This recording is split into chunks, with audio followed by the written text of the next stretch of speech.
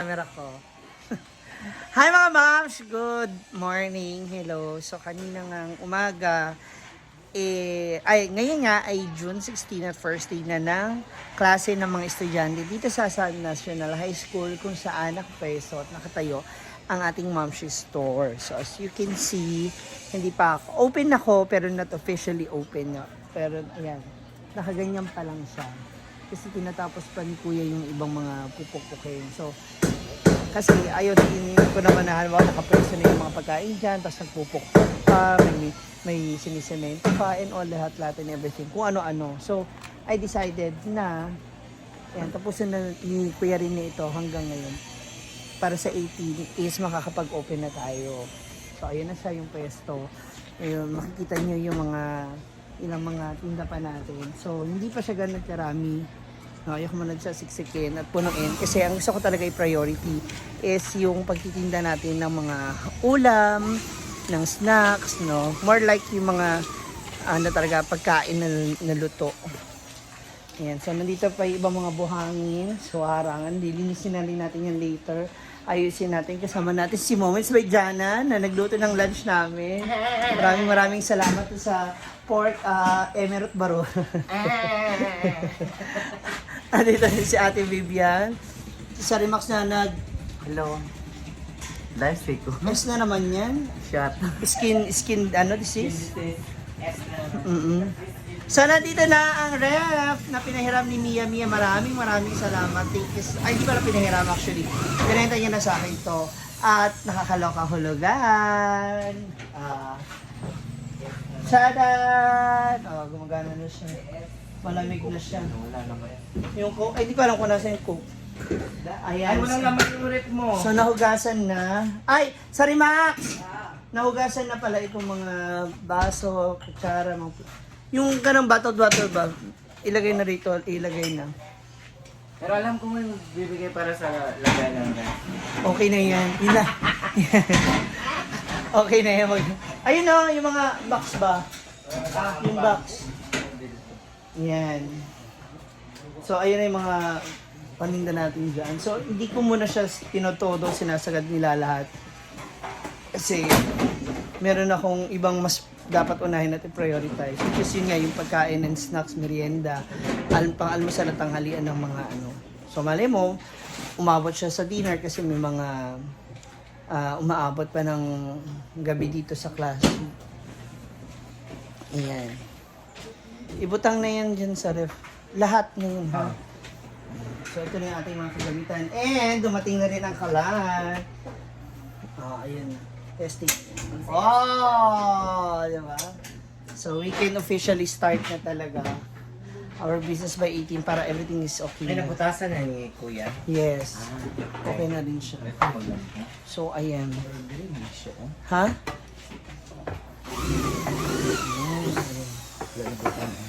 Yes.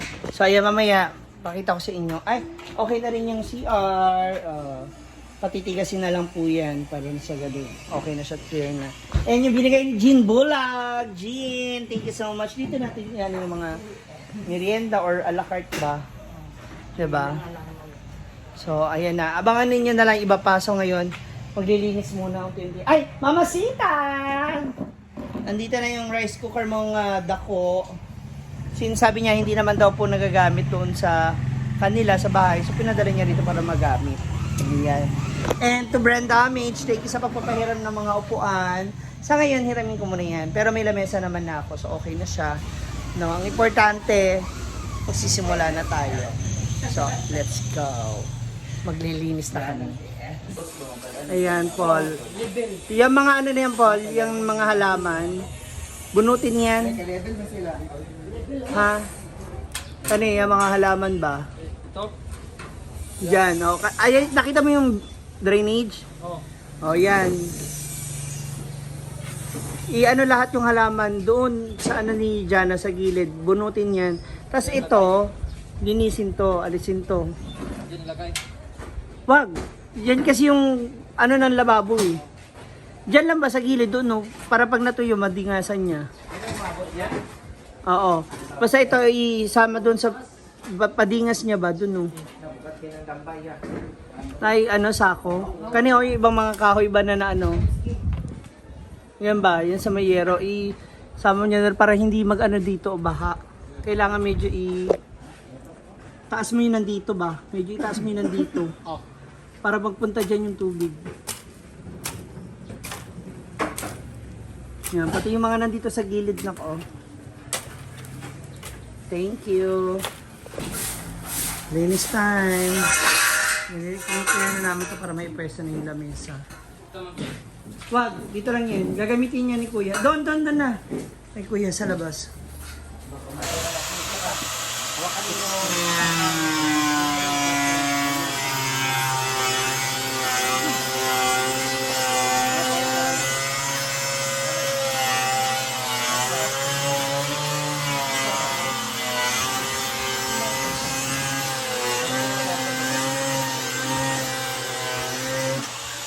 Yung lamesa dito sa kabila.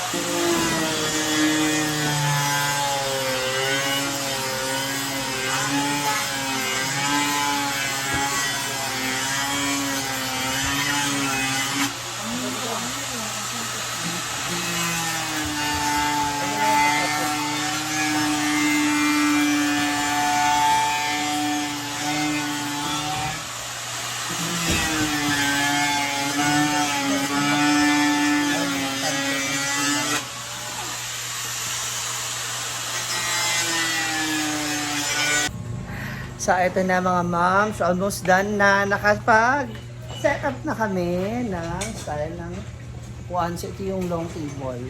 So, pwede siya mag-cater ng 2, 4, 5, 10, 11 to 12. 12 yan. Tapos may mga maliliit pa na ganitong lamesa. Lalagyan ng paani. Kuya rin yan. Ayan. Ay, ito ibabasok pala ito na. Yung plywood kasi baka mawala yan. Oo, sayang yun. Isang buo pa naman. So, that's it mga moms.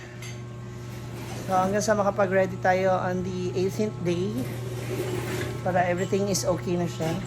Yung likod okay na? Tingnan natin yung likod.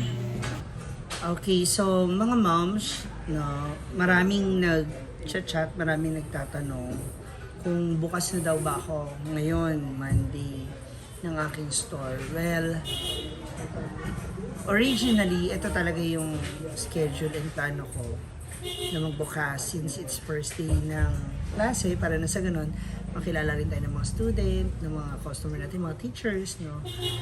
But sadly, kagabi, napakalakas ng ulan. Parang alas 2 ng hapon pa lang is malakas ng ulan dito, so medyo nagbaha na. So, hindi namin nakuha agad yung refrigerator, yung gasol and everything, lahat. So, maraming hindi, kasi hindi pa natapos yung ibang part ng store. Like for example, kailangan mo pang magmasa, kailangan mo pang magsemento, gagawin pa yung pinto. Actually, dito na ako natulog kagabi. Kasi nga, yung lock hindi pa rin ayos. So, hindi na ikabit din kagabi. Well, ngayon, I decided na this coming 18 na siya. Pagkagaling ko ng event ko namin sa Kitaw-Taw with Grand Damage. So, yun ang magiging pinaka-opening na niya. Doon nag-open na siya as nitong 16, open naman siya. Bukas naman talaga siya, literally. No, pero yun nga lang, wala pa kami nito mga ulam. Kasi yun talaga yung i-offer ko dito sa pwesto dito. That's why nagpagawa rin tayo ng malaking mga lamesa, mahahaba, para na sa ganun mas marami tayong ma-accommodate ng mga customers. And now, no, kumpleto na lahat yung mga locks. Actually, mga minimal na lang, maliliit na lang ng mga bagay. Dadagdagan pa kasi ng lamesa, so kailangan pa makagawa ng dalawang lamesa para na sa ganun malaki yung tawag rito. Marami tayo maano ba ng mga customers. Ayan. So, kanina, nag-observe ako.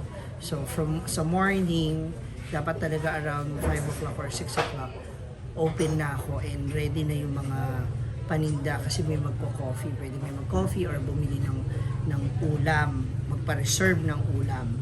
Then, ngayon tanghali, meron silang lunch break from 12 p.m. to 1 p.m. So, may mga bata kanina rito, yung mga kapitbahay, mga anak ng mga kapitbahay namin, na dito nag-lunch. So, bumabalik sila after. Then, tsaka na lang siya magre-resume nito mga 4 and 5 p.m. uwian na ng ibang mga student.